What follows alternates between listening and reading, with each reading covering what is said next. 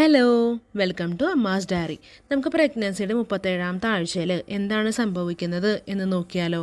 പ്രസവ തീയതിയൊക്കെ മുൻകൂട്ടി നിശ്ചയിച്ചിട്ട് നമ്മുടെ റിപ്പോർട്ട്സിൽ കാര്യങ്ങളൊക്കെ ഡോക്ടേഴ്സ് എഴുതി തന്നിട്ടുണ്ട്. എന്നിരുന്നാലും ഇനി 37ാമത്തെ ആഴ്ച കംപ്ലീറ്റ് ആവുന്നതോട് കൂടിയിട്ട് തന്നെ നമുക്ക് എന്ന് വേണമെങ്കിലും ഡെലിവറി എക്സ്പെക്റ്റ് ചെയ്യാം.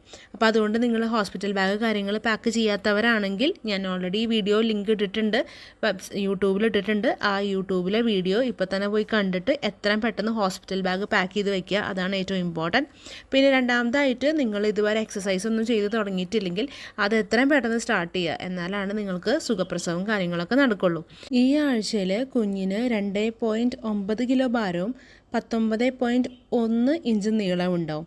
ഏകദേശം താരതമ്യപ്പെടുത്തി പറയുകയാണെന്നുണ്ടെങ്കിൽ നീണ്ട ഒരു തണ്ണിമത്തനുണ്ടല്ലോ, അതിൻ്റെ വലിപ്പത്തിലേക്ക് ഇപ്പോൾ നമ്മുടെ കുഞ്ഞ് എത്തിയിട്ടുണ്ടെന്ന് പറയാം. നിങ്ങൾ ഇതുവരെയും ചാനൽ സബ്സ്ക്രൈബ് ചെയ്യാണ്ടാണ് കാണുന്നതെന്നുണ്ടെങ്കിൽ ചാനൽ ഒന്ന് സബ്സ്ക്രൈബ് ചെയ്ത് സപ്പോർട്ട് ചെയ്തോളൂ. താങ്ക്